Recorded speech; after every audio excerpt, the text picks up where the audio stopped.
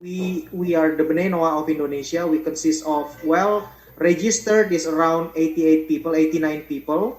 Okay, but not all able to join this online shiur, which we have every week, every Sunday, around 7 p.m. Because of they have some busy conflict schedule every day on and anything. So welcome, Rabi, to the community of Indonesia. We really thank you love very to much. have you, and we really want to learn a lot from you as a B'nai Noah of Indonesia. And we believe because we need to learn from a Torah from a rightful source, which is Jew, a Rabbi that is really learn Torah as well. That's the introduction, Mora Shalfa. Thank you. Donc, il vous remercie énormément d'avoir bien voulu venir les honorer de votre présence. Leur communauté, elle comprend 89 membres, mais qui sont éparpillés dans plusieurs îles et à cause de la différence d'horaire, etc. Et pas tout le monde ne peut tout le temps joindre au même moment. C'est très important pour eux d'apprendre la Torah directement d'une source authentique. Et donc, c'est la raison pour laquelle ils sont très joyeux d'avoir l'opportunité d'écouter de vous les enseignements pour les Bnei Noach. Voilà, donc je vais commencer et vous traduisez au fur et à mesure en indonésien. Mm-hmm. Voilà. Alors, mes amis, j'avoue très très sincèrement que je suis très ému, voire même assez bouleversé. Il faut couper le son. I'm sorry. Oula. Je disais que je suis très ému et j'avoue même bouleversé de ce rendez-vous Zoom avec des amis, bientôt j'espère, et des élèves d'Indonésie. Et j'avoue que je ne savais pas du tout quel était le type de personnes qui vivaient en Indonésie. Et je m'aperçois en vous regardant sur le Zoom que vous faites partie du monde asiatique. Et je rajouterai juste avant la traduction que bon, je me gêne un peu de vous dire que j'ai des milliers d'élèves non juifs dans le monde, en Europe, en Amérique, partout et beaucoup aussi en Afrique. Et j'avais toujours une question qui me trottinait. Quand aurais-je un jour le mérite de pouvoir parler avec des personnes qui vivent en Asie? Et je ne pensais pas que ça serait possible. Parce que pour des raisons de langue et comment je vais trouver un moyen d'être en contact avec des gens qui vivent dans cette partie du monde. Et grâce à Dieu, tout s'est résolu maintenant avec une personne qui parle le français, qui parle l'indonésien et qui va faire la traduction. Sachez, mes amis, que je suis encore une fois très très très heureux de pouvoir vous parler. Et tout ce que je viens de dire maintenant n'était qu'une introduction. Shalva? Ouais. So, Rabbi Dinovich wants to say that he's extremely touched to be able to address you tonight. He had no idea which kind of people were living in this part of the world. And he's discovering you now through Zoom. And he's really excited about it. And he also said that he has thousands of students all around the world in very far places like Africa. And he always wondered how he could reach out to Asia. I always thought that it would be amazing to be able to reach out to Asia, but he was not able to do it before because of language barriers. And he said that by divine providence, Hashem organized this meeting that, somebody was in the middle, was being able to be in the middle to do this translation. He's really grateful for that. And that's it. Allez-y. All right. Voilà, Okay. je voudrais... Hold on, Rabbi. I need to speak to Bahasa because not all of them understand even English. So Yeah. I need, please give Il time. doit retraduire maintenant en Mais vous ne en pouvez pas indonésien. directement traduire en indonésien? Moi, j'ai traduit en anglais. Je peux traduire en indonésien, mais pour être sûr, il y a certains concepts qui sont parfois un peu Très bien. très raffinés. Donc, pour être sûr qu'il fait une bonne traduction, on a décidé de faire Très comme ça. bien. Alright. Jadi Rabbi Chaim Dinovis sangat sangat senang dan sangat bersyukur kita memiliki kesempatan seperti ini. Tadi Rabbi juga menjelaskan bahwa beliau memiliki ribuan murid, ribuan individu yang dibimbing dari seluruh dunia, ada dari Afrika, ada dari Eropa tentunya. Dan Rabbi sudah sebenarnya sudah lama ingin sekali menjangkau ataupun memiliki hubungan dengan orang-orang di Indonesia. Nah, bukan di Indonesia, di Asia. Nah, ketika Rabbi ada kesempatan ini, beliau percaya ini adalah pengaturan ilahi sehingga Rabbi bisa berbicara. Dan tadinya Rabbi tidak memiliki gambaran orang-orang seperti apa yang ada di belahan bumi Asia seperti itu ya. Nah, sekarang beliau bisa melihat kita semua, bisa melihat muka-muka kita semua, dan beliau bersyukur gitu. Sehingga walaupun ada sedikit kendala bahasa, Rabbi berbicara dengan bahasa Perancis lalu diterjemahkan ke dalam bahasa Inggris, dan saya menerjemahkan kepada bahasa Indonesia bagi yang tidak fasih berbahasa Inggris. Nah, tapi itu semua coba kita akan jalani. Yang penting kita bisa berhubungan dan yang penting kita bisa menerima pengajaran Torah dari Rabbi. Allez-y. Voilà mes amis, le rendez-vous d'aujourd'hui avec vous en Indonésie me fait ressentir plus encore, plus fort que jamais, le fait que nous nous approchons véritablement de la délivrance finale. La délivrance finale qui sera la réparation de l'humanité tout entière, l'unité, le respect entre tous les peuples, entre toutes les races. L'humanité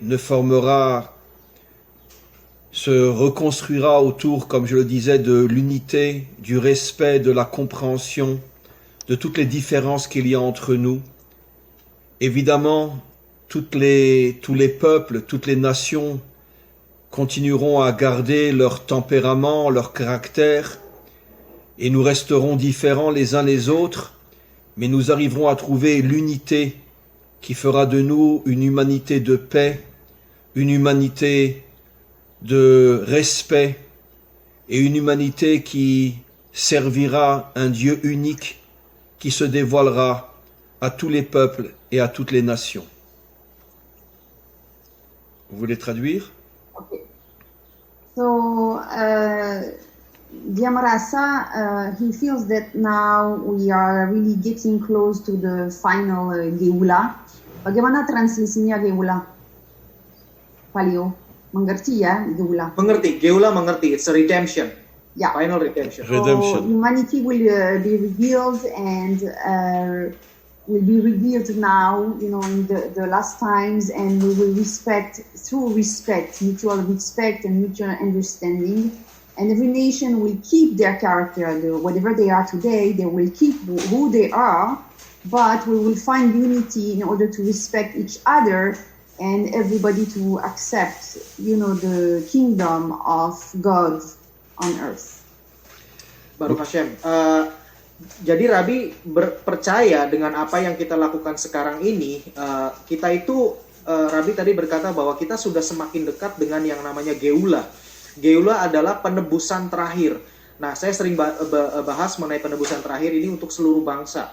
Nah, dan Rabbi percaya bahwa ini akan segera tiba di zaman kita, dan itu semua bisa dicapai dengan mutual respect, artinya saling menghormati satu dengan yang lain. Bangsa-bangsa tidak perlu kehilangan identitasnya sebagai bangsa. Jadi misalkan kita sebagai orang yang hidup di Indonesia, kita tidak perlu mengadopsi budaya lain gitu loh. Kita tetap sebagai orang Indonesia. Nah, tapi tentunya kita tetap belajar dengan kebenaran, belajar Torah yang benar melalui Rabbi yang juga benar, seperti itu. Mes amis, pour confirmer ce que nous venons de dire, effectivement, dans notre génération, nous commençons de plus en plus fort à vivre une prophétie que notre tradition rapporte au nom du Baal Shem Tov. Le Baal Shem Tov a été, il y a à peu près 300 ans, le fondateur d'une lignée assez extraordinaire qui a totalement bouleversé la Torah du peuple juif, et cette lignée s'appelle la lignée de la Chassidoute. Je ne rentrerai pas trop dans les détails, mais je veux arriver à l'essentiel. Il y a une histoire extraordinaire concernant le Baal Shem Tov, le fondateur de la lignée que l'on appelle la Chassidoute. Un jour, pendant la prière, son âme a quitté son corps, il n'est pas mort, mais son âme a quitté le corps, elle s'est élevée dans les mondes supérieurs. Et c'est lui-même qui nous raconte que son âme est arrivée dans l'endroit où se trouvait l'âme du Mashiach, l'âme du Messie, avant que le Messie, son âme, descende et s'incarne dans un corps pour faire la délivrance. Et il a rencontré l'âme du Mashiach et il lui a demandé « Quand viendras-tu? Quand te dévoileras-tu » Et le Mashiach lui a répondu en hébreu « Ksheafutsu ma'inotecha chutza » quand les sources de la Torah se répandront et se diffuseront dans le monde entier, pas seulement à l'intérieur du peuple juif, mais au milieu des nations. Et c'est exactement ce que nous vivons aujourd'hui. La Torah, grâce à Internet, se diffuse partout dans le monde, en Europe, en Amérique, en Afrique, et aujourd'hui j'ai le bonheur immense de pouvoir diffuser aussi des paroles de Torah en Indonésie. Et c'est bien la preuve que nous vivons les temps de la délivrance, puisque encore une fois le Messie a promis que la délivrance dépendait du fait que la Torah se répande dans le monde entier, et aujourd'hui effectivement elle se répand dans le monde entier. Shalva. Yeah. So, in our generation, we live a prophecy. We are experiencing a prophecy that has been done by Baal Shem Tov. You know who is Baal Shem Tov, Leo, yeah? He was living 300 years ago, and he is the founder of Hasidut. He said that one day something extraordinary happened to him. While he was praying, his soul raised and went to the upper world. While he traveled to the upper world, he went to meet with the soul of the Mashiach. And when he met him, he asked him, "When are you planning to come?" And Mashiach told him, "I'm planning to come when Mayanotecha." Comment vous traduisez Mayanotecha? Lorsque tes sources se répandront dans le monde entier. Les sources de la Torah. Les sources du Baal Shem Tov, les enseignements du Baal Shem Oui. Tov. On peut dire les sources de la Torah, qui sont en vérité les secrets de la Torah. Oui, alors donc il a dit, he said that he would come when the teaching of the Torah will be spread around the world, and this is how we're gonna go, and we're gonna know that we are in ending, we are going towards the last step of redemption of Geula. And the fact that now the Torah, thanks to the internet and to whatever happened now, is really spreading more and more in every continent is really exciting, because it's really the revelation of this prophecy that is getting materialized. Alright, Rabbi menjelaskan bahwa kita ini hidup di zaman dari penggenapan apa yang dikatakan atau boleh dikatakan dinubuatkan oleh salah satu rabi besar yang hidup beberapa ratus tahun yang lalu, yang dikenal dengan nama Baal Shem Tov, ya. Baal Shem Tov ini adalah pendiri gerakan Hasidut. Nah, itu beliau. Nah, ketika beliau ada dalam satu berdoa gitu ya, lalu beliau neshamanya itu bisa naik ke atas ke Shamayim mungkin seperti itu, dan dipertemukan dengan soul-nya atau neshamanya daripada Mashiach. Nah, dengan kesempatan seperti ini, Baal Shem Tov bertanya kepada Mashiach. Kita bilangnya Baal Shem Tov dan Mashiach langsung ya, seperti berbicara. Lalu Baal Shem Tov bertanya, kapan kau akan datang ke dunia ini? Lalu Masya menjawab bahwa saya akan datang ke dunia ini jika pengajaran Torah itu sudah tersebar ke seluruh dunia. Nah, fakta bahwa kita sekarang melakukan ini dan fakta bahwa tersedianya teknologi seperti internet itu memudahkan dan membuat kita bisa melakukan hal ini. Dan yang kita lakukan saat ini adalah termasuk salah satu kegiatan yang dimana boleh dikategorikan sebagai menyebarkan Torah kepada seluruh pelosok bumi. Dari mulai segala macam benua, ada benua Amerika, benua Afrika, dan kita ini ada termasuk dalam benua Asia. Baruch Hashem kita sudah memenuhinya dan kita akan segera melihat bahwa Masya akan dinyatakan. Voilà, et je voudrais maintenant commencer par un enseignement de nos maîtres qui date de plusieurs milliers d'années. Nos maîtres nous enseignent que lorsque Dieu a proposé la Torah à Israël, après que Israël soit sorti d'Égypte, dans le Sinaï, comme on le sait, Dieu a proposé la Torah à Israël. Mais ce que très peu de gens dans le monde savent, et surtout chez les non-juifs, c'est que Dieu au départ n'a pas proposé la Torah uniquement à Israël. Il l'a proposé à tous les peuples, ce qu'on appelle les 70 nations, dont on parlera peut-être un peu plus tard. Car la Torah voit que l'humanité tout entière est composée de 70 nations. Et donc Dieu ne s'est pas contenté de proposer la Torah uniquement à Israël, comme malheureusement on le croit que la Torah, ce n'est que, on pourrait dire, la spiritualité des Juifs. Non, non. Dieu a proposé la Torah à toutes les nations. Le problème, comme je vais l'expliquer un peu plus tard, c'est que les chefs des nations, pas les nations elles-mêmes, pas vous, mais les chefs des nations ont refusé la Torah. À la tête d'Israël, il y avait Moïse, qui lui a accepté. Peut-être que les nations étaient, oui, prêtes à accepter la Torah, mais les dirigeants qui, à cette époque-là, étaient tous des dictateurs, ont refusé la Torah. Sans doute qu'ils ont compris que si les nations recevaient la Torah, à ce moment-là, tout le monde se rapprocherait du vrai Dieu et les dictateurs seraient jetés et ne pourraient plus exercer leur pouvoir sur les peuples. Et pour continuer à exercer leur pouvoir sur les peuples, ils ont refusé la Torah. Et donc finalement, la Torah n'a été donnée qu'au peuple juif. Qu'est-ce que nous comprenons de là ? Qu'en vérité, la Torah n'est pas uniquement une spiritualité qui concerne un peuple parmi les autres, mais la Torah concerne l'humanité tout entière. Et certainement que chaque peuple, s'il avait accepté la Torah, aurait reçu la partie de la Torah qui lui correspond. Israël a reçu la partie de la Torah qui lui correspond, et les Africains auraient reçu la partie de la Torah qui leur correspond. Les Blancs auraient reçu la partie de la Torah qui leur correspond. Les Asiatiques auraient reçu la partie de la Torah qui leur correspond. Et chaque partie de l'humanité aurait reçu la partie de la Torah qui lui correspond.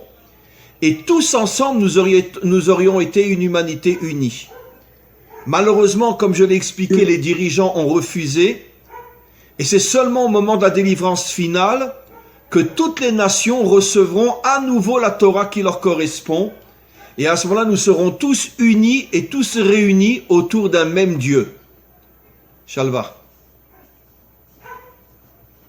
So Torah is not when God offered Torah to the Jews in the desert in Sinai, he actually offered it to every nation before, to all the nations, to the 70 nations.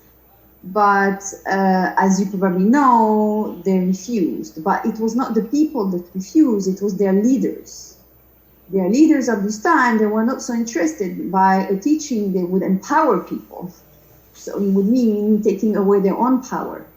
And so the Jews happened to have Moshe, and Moshe accepted, and we were blessed enough to have been able to receive the portion of Torah, the part of Torah that actually is matching with the character of the Jewish people.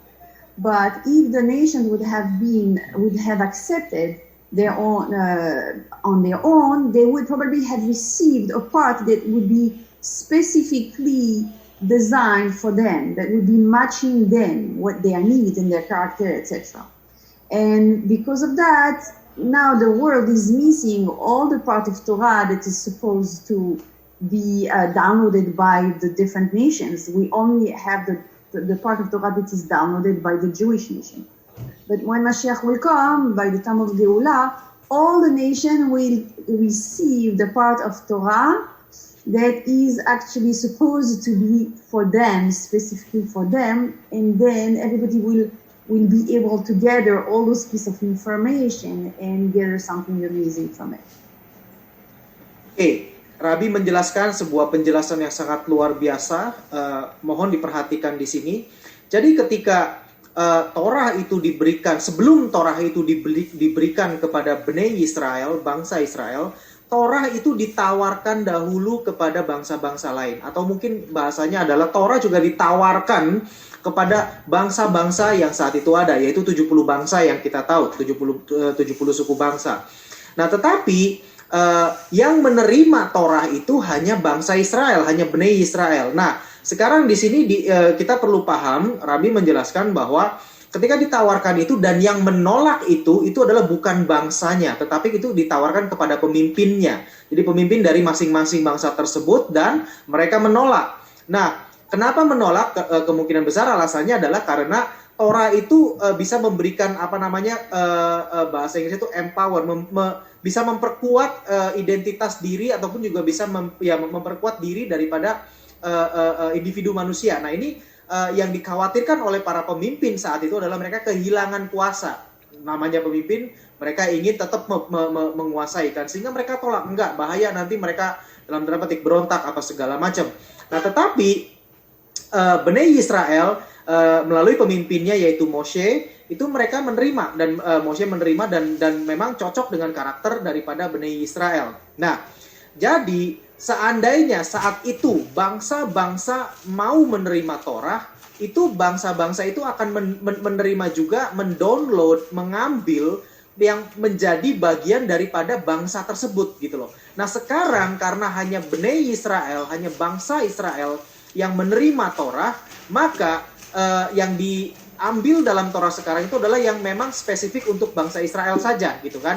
Nah, tetapi nanti dalam ketika nanti Mashiach dinyatakan Be'ezrat Hashem segera, nah itu nanti akan semuanya itu akan diambil dan diajarkan, sehingga kalau kita mungkin menganggap saat ini seperti ada missing piece, seperti puzzle yang hilang, nanti saat Mashiach dinyatakan itu semua puzzle-nya lengkap. Bagian-bagian daripada bangsa-bangsa yang belum kita ketahui saat ini, nanti itu akan dinyatakan dan diajarkan oleh Mashiach. Luar biasa. Dan cocok karakternya, dan cocok historinya, dan cocok missionnya. Ya, paham ya? Buana Shelfa ngomong bahasa Indonesia tuh tadi, bukan Perancis. Okay. Donc en vérité, mes amis, la vraie Torah, la Torah entière, contenait 71 facettes.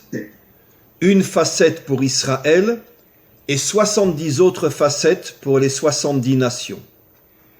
Maintenant, ces 70 facettes ont complètement disparu, puisqu'elles n'ont jamais été acceptées à cause des dictateurs qui voulaient continuer à dominer les peuples et ne voulaient pas que les peuples rejoignent Hachem. Et donc, 70 facettes ont complètement disparu. Mais d'un autre côté, nous voyons dans notre génération un réveil inimaginable dans tous les peuples, vraiment dans tous les peuples. Des milliers de non-juifs prennent conscience que la Torah s'adresse aussi à eux. Et c'est pour ça que nous voyons aujourd'hui partout dans le monde des milliers et des milliers et des milliers de non-juifs qui commencent à s'intéresser à la Torah. C'est comme si leur âme, à l'intérieur d'eux, les ramenait doucement, doucement à leur source, qui est l'une des facettes qui correspond aux 70 peuples. Maintenant, ce que je voudrais que l'on puisse voir ensemble, à partir du moment où j'ai expliqué que ces 70 facettes ont disparu, comment concrétiser ce réveil en Afrique, en Europe, en Amérique, en Asie?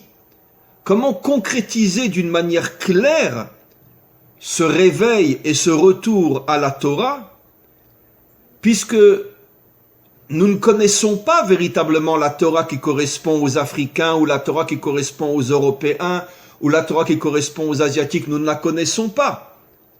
Alors que devons-nous faire aujourd'hui pour continuer à avancer? Et c'est la prochaine partie de mon discours. Shalva.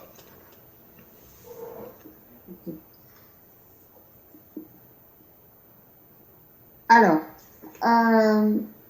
Torah in its integrity was actually containing 71 aspects, 71 that was corresponding to the 71 nations. There were 70 nations with one nation of Israel, but only one aspect of Torah was downloaded by the Jewish nation, and 70 that were not downloaded disappeared. And so the thing is that we see in our generation an amazing awakening of people realizing the Torah is also addressing to other nations, not just Jewish people. And we really feel like their soul is called towards this teaching, going back to their source. But now, how to materialize this awakening, since we don't know the 70 aspects of Torah that were not downloaded, it's quite challenging to do that and be able to move on, because we never received that. We only received the part that corresponds to the Jewish people. So we do have the 7 Noachad laws, but we need more information. So, Aliz. Oke, Rabbi lebih lanjut menjelaskan bahwa Torah itu sebetulnya memiliki 71 karakteristik, 71 aspek, boleh dikatakan seperti itu ya.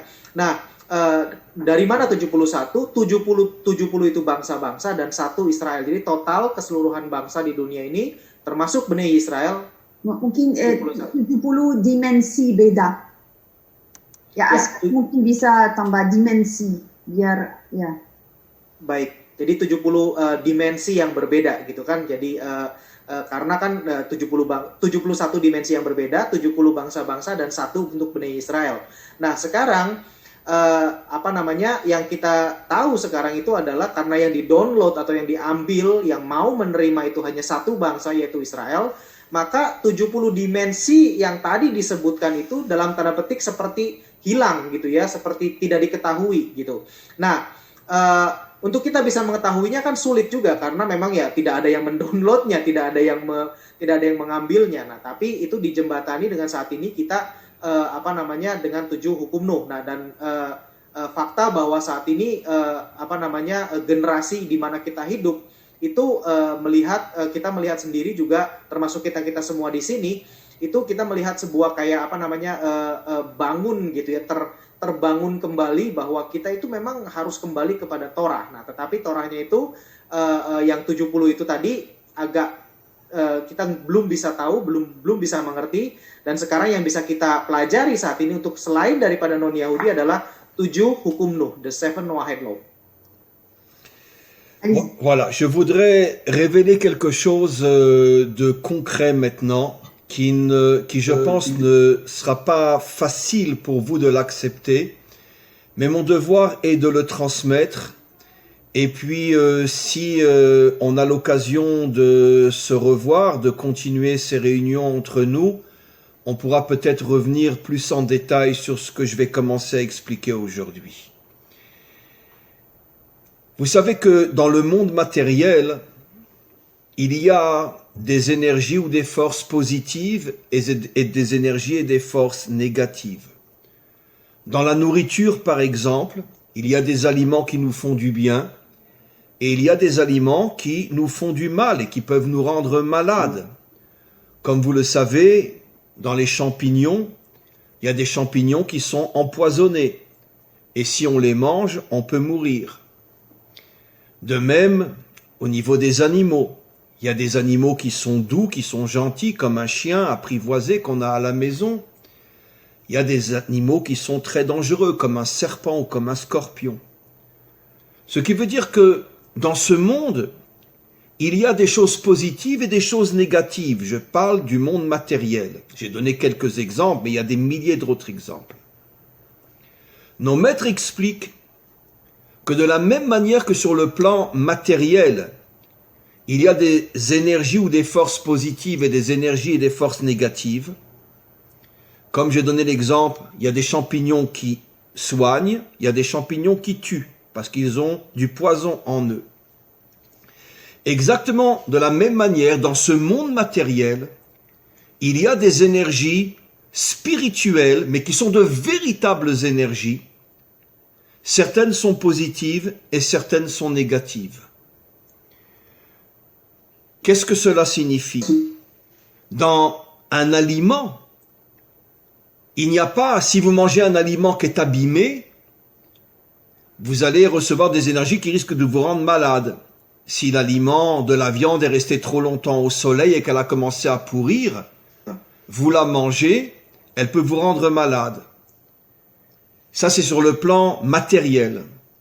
Mais dans tous les aliments, il y a des énergies spirituelles que la science ne peut pas découvrir, des énergies qui rentrent en nous lorsqu'on mange l'aliment, et certains aliments ont des énergies positives et d'autres ont des énergies négatives qui vont nous abîmer sur le plan spirituel et moral. Et c'est ça le grand secret de ce qu'on appelle l'alimentation cachère, que la Torah permet de manger certains animaux ou certains aliments, et la Torah interdit de manger d'autres aliments. Je vais vous révéler, mes amis, quelque chose de très très fort. 100% des non-juifs s'imaginent que la cacheroute ne concerne que les juifs. Et malheureusement, même à l'intérieur de notre peuple, 90% des juifs pensent que les aliments permis et interdits ne concernent que les juifs. Eh bien, entendez aujourd'hui que c'est faux. La cacheroute concerne l'humanité tout entière. Parce que lorsqu'un non-juif mange un aliment que la Torah interdit, il fait rentrer en lui des énergies négatives qui risquent de l'abîmer sur le plan moral et spirituel autant que si un juif mange la même nourriture. Malheureusement, comme les nations n'ont pas reçu la Torah, personne n'imagine que certains aliments peuvent faire du mal même à un non-juif. Mais au moment de la délivrance, le Mashiach révélera à toute l'humanité que de nombreuses lois qui sont dans la Torah d'Israël concernent en vérité toute l'humanité tout entière. Et donc l'une des premières choses que je vous dis de la manière la plus sincère, la plus authentique et la plus profonde, c'est que, encore une fois, je sais très bien que ça sera très difficile pour vous d'accepter ce que je dis, mais sachez, mes amis, que si vous voulez vous rapprocher du Dieu authentique, il faut que votre nourriture soit une nourriture qui ne contienne pas des énergies spirituelles négatives qui vous éloignent du vrai Dieu. Et c'est pour ça que si vous voulez véritablement avoir une connexion profonde avec le véritable Dieu, qui est le Dieu de l'humanité tout entière et pas seulement le Dieu d'Israël, il faut commencer de manière concrète à purifier votre alimentation et essayer par tous les moyens d'arriver à une nourriture cachère qui va nettoyer votre âme, qui va la purifier et qui lui donnera la force de se connecter au vrai Dieu. Shalva. Alors, Skaran, now he would like to reveal something very concrete. Maybe it's going to be difficult for you to accept this, but it's his responsibility to share about it. The same way in the material world, there are positive and negative energies. Like in food, you have positive and negative energy, in general, you understand that. The same way on, for example, let's say you get the example of mushroom, you have mushroom that heal and mushroom that kill, okay? The same way on spiritual level, you also have negative and positive energy. And the negative energy can damage you on spiritual level. So he started to speak about kashrut, about to eat kosher, and he said that people usually think that kashrut, the fact of eating kosher, is only for Jewish people. But he says that it's actually concerning everyone. This law of kashrut actually concerns everyone. Why? Because he said that the negative energy, the same, those negative energy that damage spiritually a Jewish person, it does the same thing to a non-Jewish person. What it does is that it prevents the connection.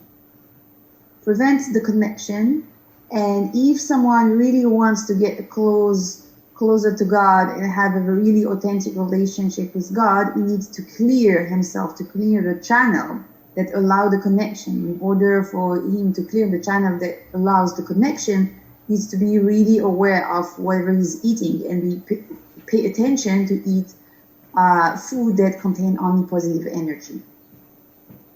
Now, the laws of kashrut, they tell us what is considered as a positive energy, what is considered as a negative energy.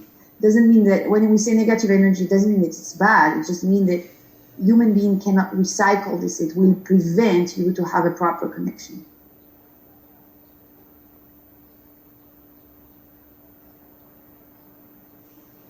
Son micro est fermé. Sorry, I was on mute. Ya, tadi Rabbi menjelaskan bahwa ada satu terkait dengan positif dan negatif gitu ya. Dalam hidup kita ini juga kan selalu ada dua kutub seperti itu, ada positif dan ada kutub negatif. Nah, lalu contohnya tadi Mora Shelva menjelaskan bahwa contohnya adalah jamur, ada jamur juga yang istilahnya bisa memberikan kita positif energi atau bisa kita makan, dan ada jamur yang juga negatif yang juga istilahnya malah bisa membunuh kita gitu kan. Nah, demikian juga dengan energi yang ada di dalam dunia ini. Ada satu energi positif dan ada satu energi negatif, dan Rabbi menghubungkannya dengan hukum kasrut ataupun hukum kosher yang kita sudah pernah tahu. Dan ini sebetulnya ternyata ada bukan sekedar boleh tidak boleh, tetapi ada yang tersangkut di sini adalah energi positif dan negatif gitu ya. Nah, tadi dijelaskan bahwa ada binatang-binatang tertentu yang memiliki energi negatif, dan ini dampaknya adalah bisa menghambat koneksi kita dengan Hashem gitu, koneksi kita dengan Tuhan. Nah, maka dari itu tadi Rabbi menjelaskan bahwa kalau kita mau memiliki koneksi yang benar, koneksi yang baik dengan Hashem, kita juga harus memperhatikan makanan kita gitu. Jangan sekedar itu aja, jangan sekedar makan gitu. Nah, karena ada energi negatif yang terkandung di dalamnya, ini bukan berarti buruk buat kita, tetapi manusia itu tidak bisa merecycle-nya, tidak bisa mengolahnya gitu, sehingga itu justru berdampak kepada tadi hubungan atau channel kita kepada Tuhan, begitu. Saya yang bilang recycle, dia tidak bilang recycle. Ok, bye. Je sais que ce que j'explique est difficile à comprendre parce que on pourrait poser la question pourquoi tel aliment est permis et pourquoi tel aliment est défendu, pourquoi tel aliment a des énergies positives et pourquoi tel aliment a des énergies négatives.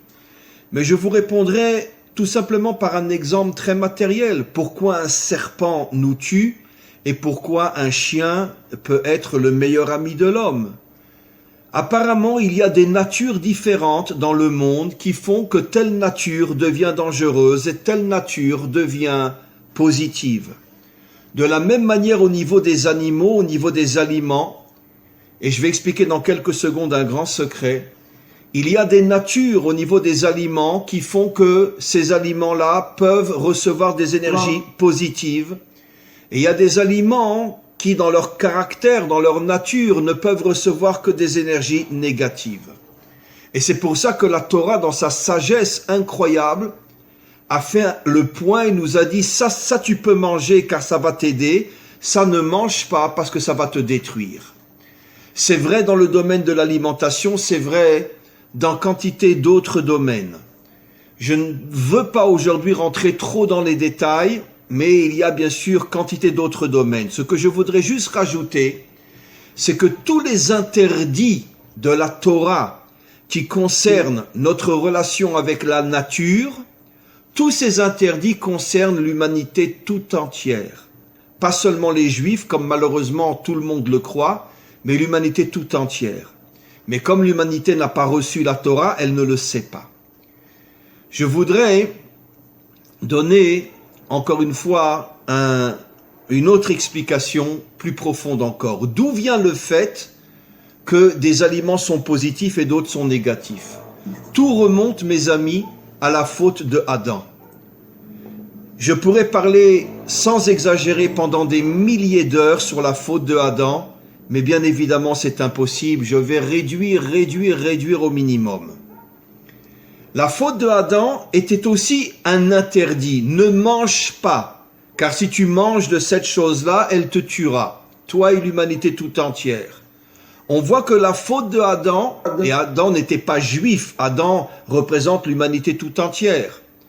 Lui aussi, la première chose que Dieu lui a dit, c'est « Méfie-toi, tu ne peux pas tout manger. Il y a des énergies négatives dans certaines choses. » Et lui n'a pas accepté, il a mangé. Et nos maîtres expliquent qu'à partir du moment où il a mangé de cette chose-là, il a répandu dans le monde entier des énergies négatives qui sont rentrées dans des réceptacles différents selon, on pourrait dire, selon la nature du réceptacle. Donnons un exemple simple. Un mouton qui est cachère n'a pas reçu des énergies négatives causées par la faute de Adam, mais le porc, lui, a une nature différente et lui, il a fait rentrer en lui des énergies négatives à cause de la faute de Adam. Ce sont deux exemples, mais évidemment qui se multiplient dans des milliers d'autres cas, pas seulement dans la nourriture.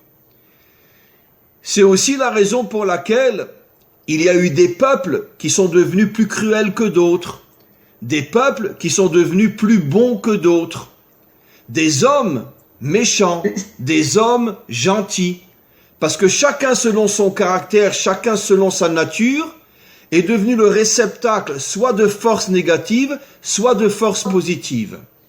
Et c'est la raison pour laquelle la Torah nous dit de faire très attention à telle ou telle chose, pour ne pas augmenter les énergies négatives qui se trouvent déjà en nous depuis la faute de Adam. Shalva. Ok. Ok.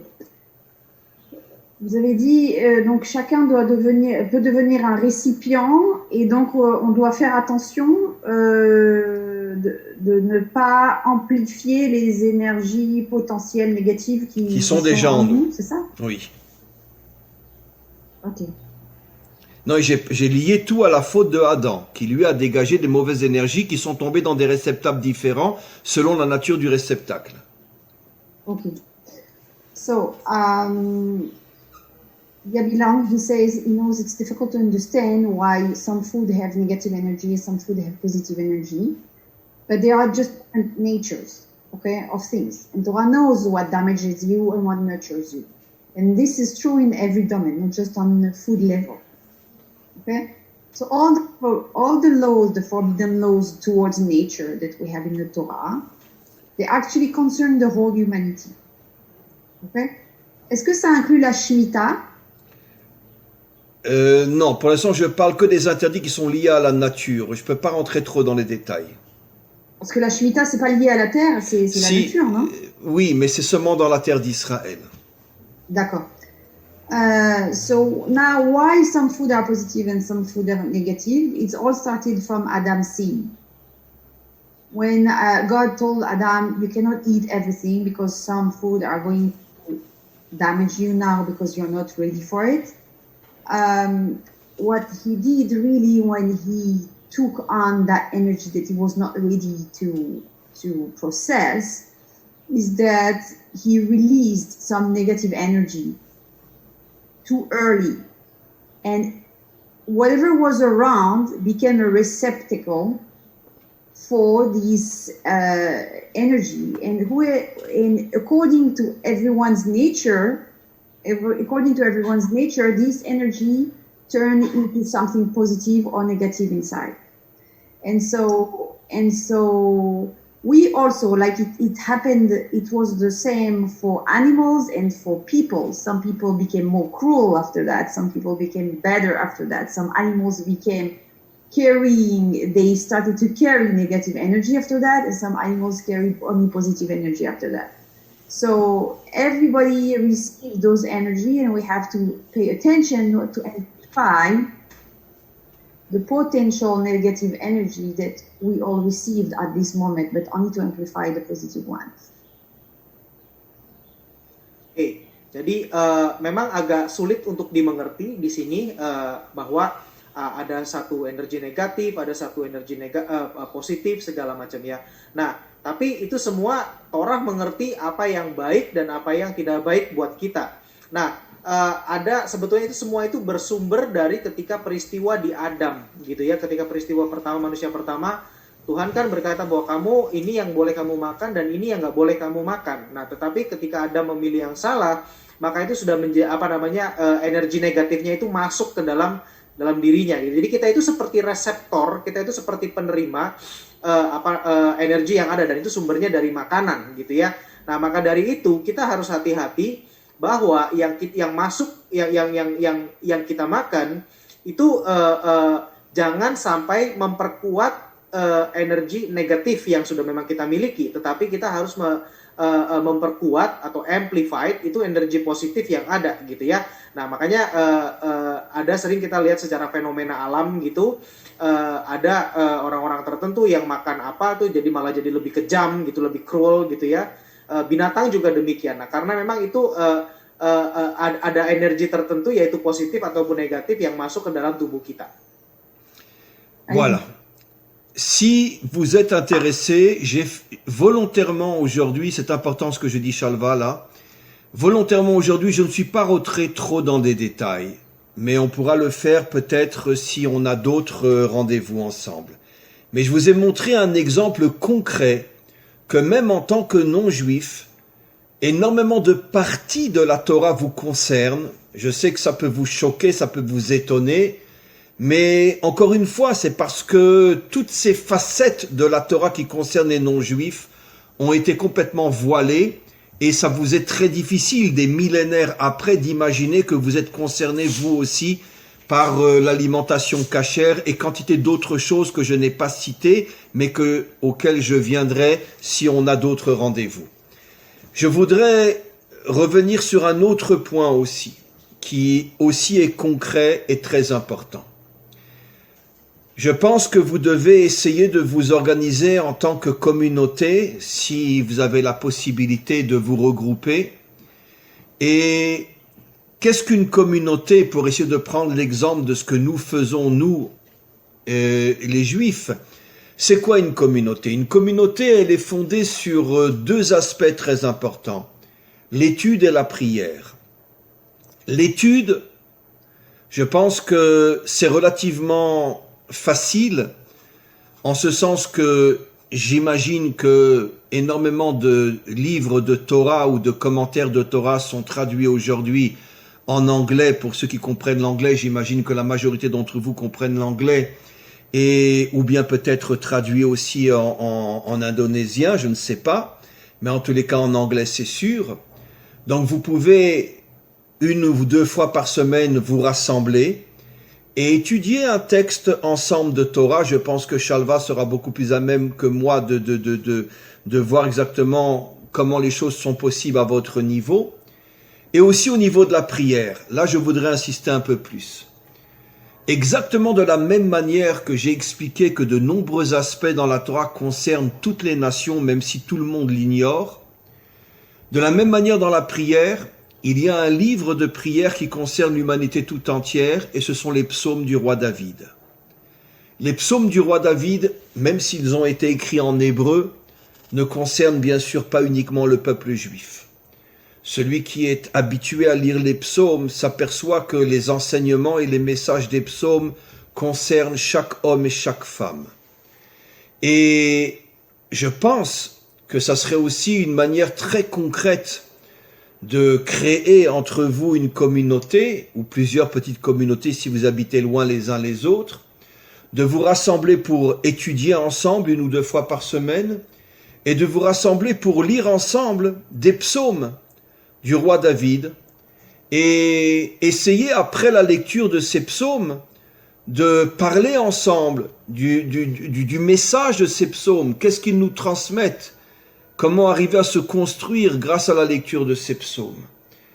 Et je pense encore une fois que c'est déjà en soi une activité très importante, l'étude ensemble, la lecture des psaumes ensemble, et après discuter du sens de cette lecture-là. C'est déjà en soi une activité qui peut permettre d'avoir un sentiment de concrétisation de tout ce que l'on ressent et de ne pas laisser les choses uniquement dans la théorie. Maintenant, un 3e point, et j'ai terminé. Je pense que, je sais que vous le faites déjà, mais c'est très très important que régulièrement vous ayez un lien avec un maître de Torah qui puisse répondre à vos questions. D'ailleurs, c'est ce qu'on va faire dans quelques instants. Vous allez, j'espère, me poser quelques questions. Et ce lien avec un maître de Torah est très important parce qu'encore une fois, vous pouvez lui poser des questions auxquelles il pourra répondre.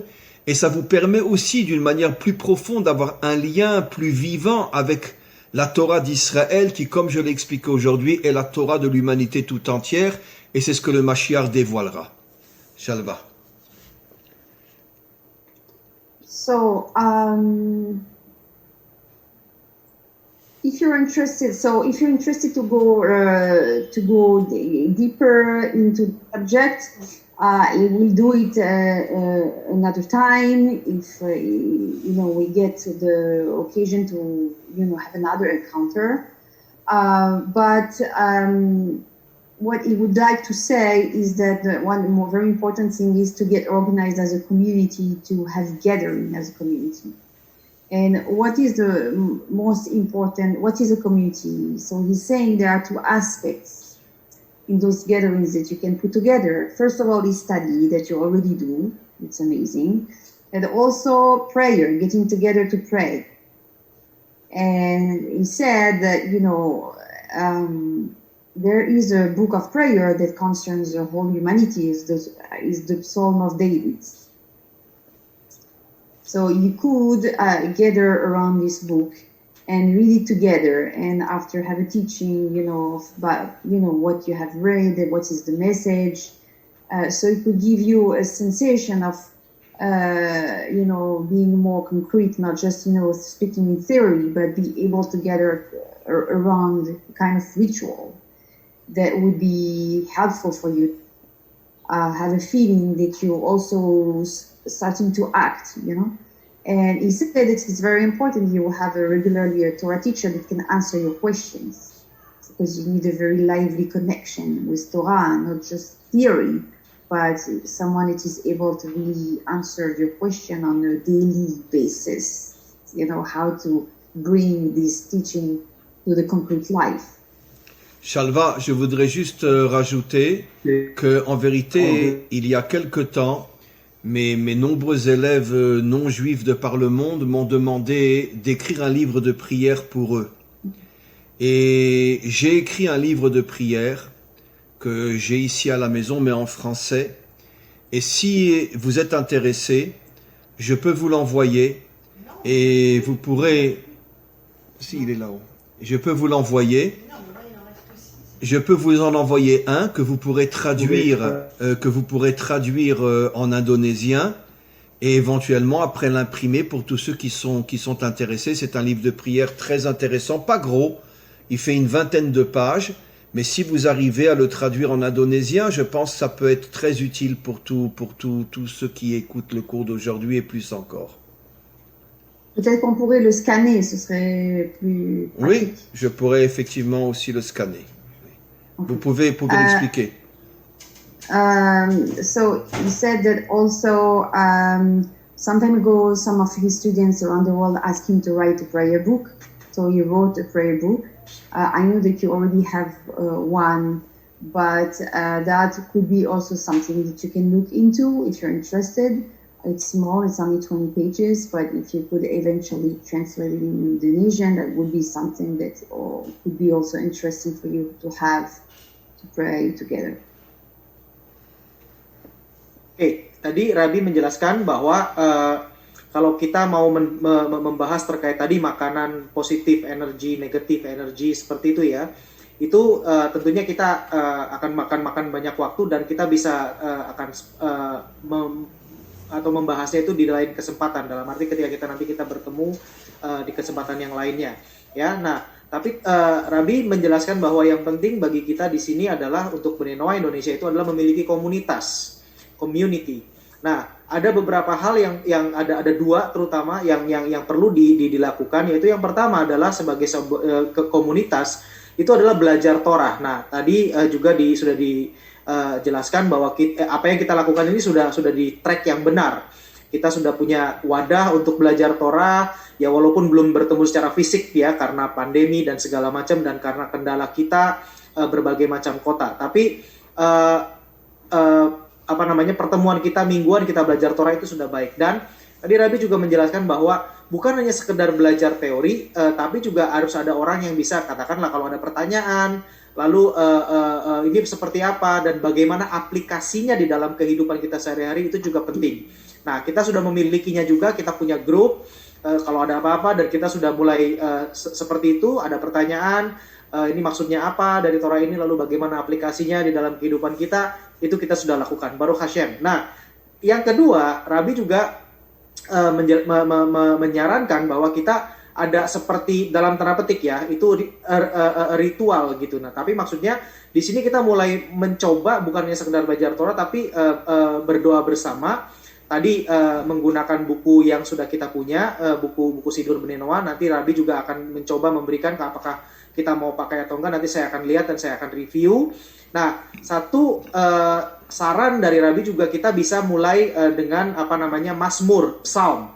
Nah, itu sesuatu yang sangat baik kita lakukan, dan ini mungkin akan saya coba untuk buatkan ya, dalam arti mulai coba praktekkan gitu loh. Setelah selesai kita belajar Torah, lalu kita belajar kita membaca Mazmur, kita membaca Psalm.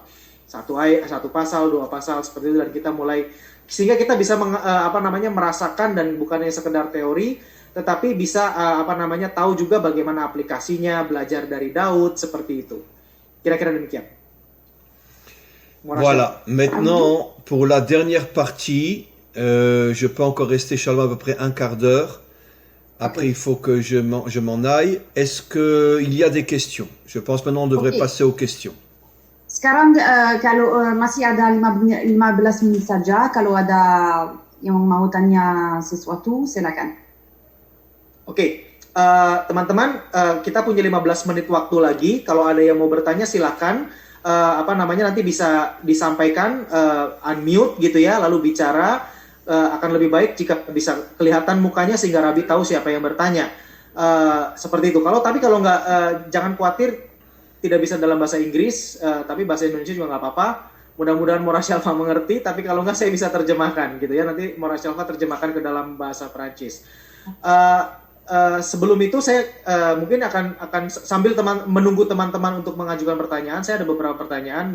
Mora Shalva, while we are waiting for the others, question from the others, I have a question related to the kosher, the explanation about the food that was explained by Rabbi before. I understand that there are some food that give positive and negative energy.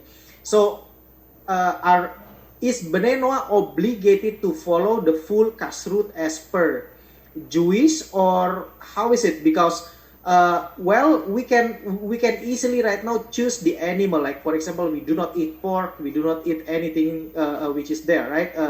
Mentioned in the Leviticus 11. But to have a proper a kosher meat, like for example beef, we don't have it here because we don't have any kosher. So practicality, what should we do here as a Bnei Noah in Indonesia? Okay. So, il demande en fait, il dit déjà ils font attention à ne pas manger tous les animaux qui sont interdits. Mais par exemple, s'ils doivent manger du bœuf, ils n'ont pas de moyen d'avoir du bœuf cachère. pratiquement, qu'est-ce qu'il faudrait faire pour bien faire? Bon, alors déjà, la première réponse est déjà que lui-même a évoquée, déjà très importante. S'abstenir de manger de la nourriture que la Torah interdit clairement. Et ça, ce sont des cours que vous pouvez faire avec eux, leur expliquer quels sont les aliments, même le mélange entre la viande et le lait, et les crustacés, etc. Pas seulement les problèmes de viande, c'est déjà très important. Maintenant, quand il s'agit d'un animal cachère, et il n'y a pas, j'imagine, comment vous faites, vous? Il n'y a pas du tout de shrita en Indonésie? Nous, on est végétarien. Oui, c'est ça. Donc, disons Normalement, que... ça vient de Singapour ou d'Australie, mais en ce moment, ça passe pas du tout. Bon, disons que pour l'instant, arrêtons-nous là. Pour eux, le plus important aujourd'hui, c'est de ne pas manger des aliments qui ne sont pas cachers. Tout ce qui est crustacé, tout ce qui est poisson sans écailles et sans nageoires, tous les aliments, tous les animaux décrits par la Torah comme interdits. C'est la chose la plus importante. Au niveau maintenant de la shrita, c'est déjà quelque chose que je considérais comme plus accessoire en ce qui les concerne. Ok. Et par exemple, la Torah, elle mentionne pas le lait et le poulet. Non, il n'y aurait pas de problème pour eux mélanger le poulet, les oiseaux et le lait, il n'y a pas de problème pour eux. C'est uniquement pour nous, ça. D'accord. So, Rabbi said that the fact that you already abstain from forbidden food, all the food that are mentioned in Leviticus, all the animals that are mentioned there, that's already amazing. Okay, and also not to mix meat and milk together. Okay, all those that are mentioned there. Now, if it's an animal that is normally kosher, but you don't have access to ritual kosher, Slaughter. slaughter, that's okay for you. It's okay. The most important is really to pay attention not to eat all the seafood and all the things that are explicitly not kosher in the Leviticus. Sorry, Rabbi, continue. Je veux juste rajouter une phrase. Je peux leur garantir, et ils le verront assez vite, que s'ils font vraiment attention à la nourriture non cachère, très vite ils vont sentir un changement en eux, ils vont ressentir une force spirituelle qu'ils n'avaient pas jusqu'à présent. Yang said that dia bisa garanti sama kamu kalau kamu keep ini cepat sekali kamu merasa spiritual energi yang luar biasa. Okay. Bagaimana jika how is if the person still not able, like for example, well, I should rephrase my question. Is it obligation or mandatory? Like for Jews, it is definitely obligation and mandatory, right? For Bnei Noah, for example, if the one who want to keep the Leviticus 11, is it how the mindset or the attitude should we do? Should we do it voluntarily for the benefit, or should we say that it is commanded by God, commanded by Hashem? Ok, il demande si c'est un commandement, si c'est une obligation, ou si c'est quelque chose de bien à faire s'ils peuvent. Alors, c'est une question qui est très délicate. À partir du moment où la Torah, au départ, devait être donnée aux nations, et il est certain que dans la Torah qui devait être donnée aux nations se trouvaient aussi les règles alimentaires, donc dès le départ, ça devait être aussi un commandement. Malheureusement, comme les nations, plutôt les dirigeants n'ont pas accepté, donc les nations ne sont absolument pas conscientes qu'il s'agit effectivement d'une obligation. Mais je peux dire, je ne vais pas revenir dans le passé, mais aujourd'hui, à partir du moment où il y a un réveil de plus en plus fort au milieu des nations qui comprennent et qui ont ce désir de recevoir la lumière de la Torah, il est clair qu'aujourd'hui, on peut parler, oui, d'une obligation. Encore une fois, quand je dis d'obligation, ils resteront libres de choisir.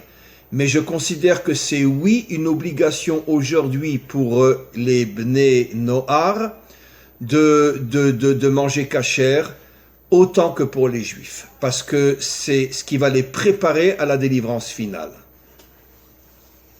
So he says that he considers this as an obligation because of the awakening that we see now. He can see that this is a great way to get ready for the Geula, because it's going to help you to evolve spiritually, to get a closer connection. And so in that sense, if someone is really genuinely looking for the connection and for the awakening, in that sense, it's not something you can skip. But of course, you're free to do whatever you want.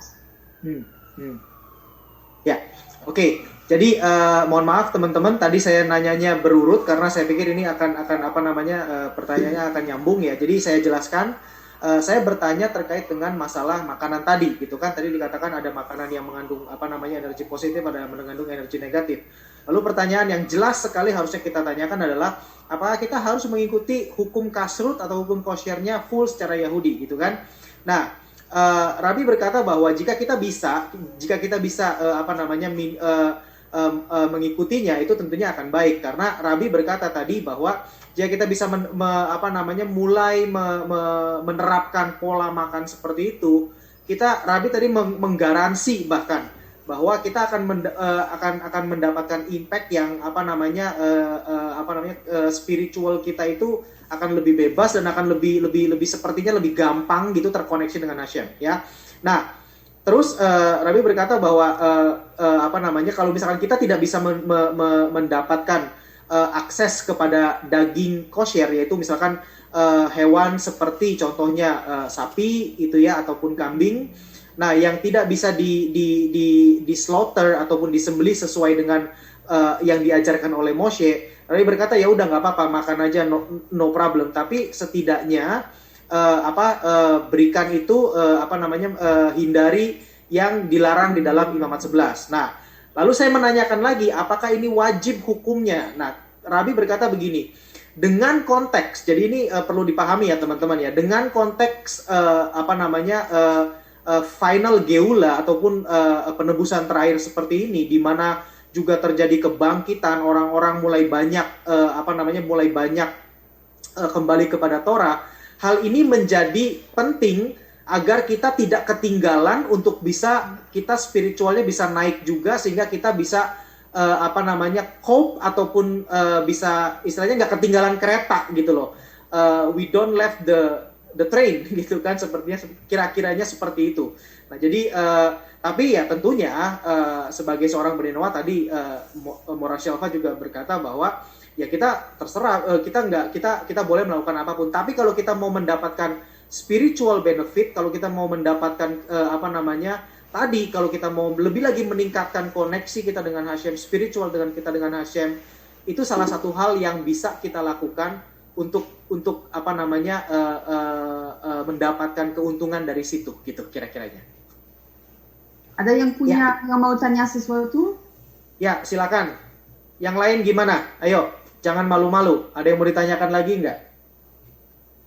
Il y a d'autres questions? Justement, il y a une demande. Ayo, Rabinya menunggu nih.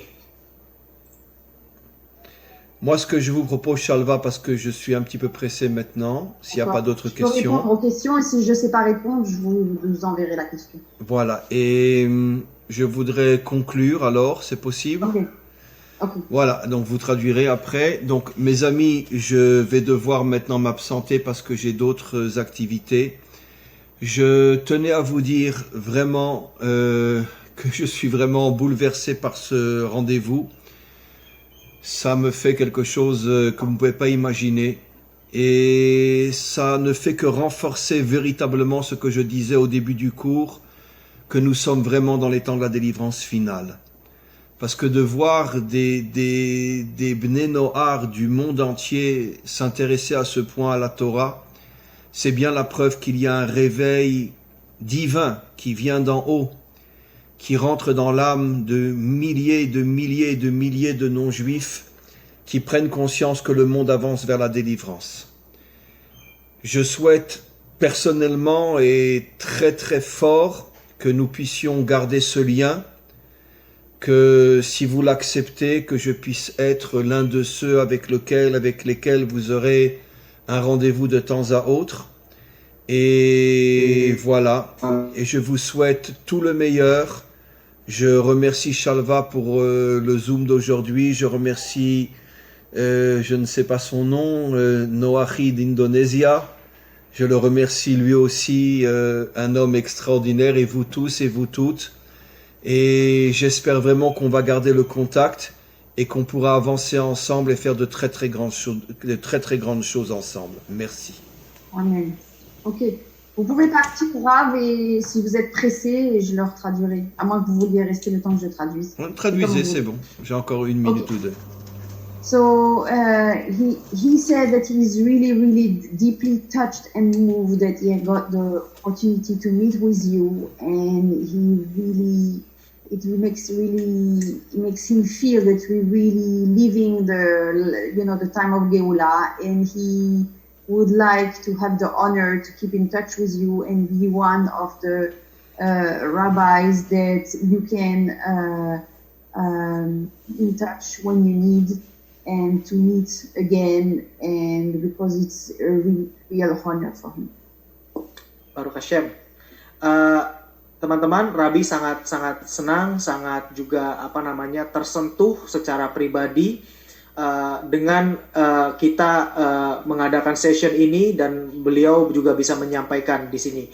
Nah, jadi Rabbi juga ingin tetap menjaga hubungan dengan kita, dalam arti tentunya beliau juga bersedia menjadi Rabbi yang bisa jika ada pertanyaan atau ada kesulitan ataupun ada sesuatu yang ingin ditanyakan terkait Bnei Noah, ya tentunya beliau bersedia seperti itu. Ya, nanti kita akan saya bersama dengan Mora Shalva akan terus arrange bagaimana schedule-nya. So please say to the Rabbi that basically the pleasure is ours, Mora Shalva. Basically we really want to grow further in the Torah as per the Bnei Noah. And of course, definitely we would like to keep in touch. And then I would like to Rabbi to understand that not many people here asking a question. I don't know whether they are shy or whether they are overwhelmed, something like that. But it is not welcoming the Rabbi. It is not something that is really. But it's basically being living in Indonesia quite long. Indonesian people are normally very shy, something like that. They will never be able to shout whenever giving the first chance. Unlike me, I'm not Indonesian. I don't know why. Okay. So il a dit que les Indonésiens sont très timides de nature, et donc c'est pour ça que la première rencontre, ils n'osent pas poser trop de questions parce qu'ils sont très intimidés. Mais qu'eux aussi ils veulent absolument garder le contact, et que l'honneur, ils sont très très honorés que vous ayez accepté d'avoir cette rencontre avec eux. Thank you very much. I send to you all my blessing, and I hope we will meet. We will meet soon. We will meet soon. Okay, sorry for my English. My English is not so good. And I send to you all my blessing, and I hope we will meet soon, and we will continue to study together. Thank you very much. Thank you very much. Thank you. Okay. Donc il y a des questions qui sont arrivées après, je vous les enverrai peut-être, parce que là je vois une question qui est écrite. Est-ce que la Neshama d'un Bnei Noach et d'un Juif... Alors envoyez-les-moi et moi je répondrai. Ouais, parce que là c'est des questions un peu délicates. À bientôt, au revoir, merci pour tout. Ok, à bientôt, merci beaucoup.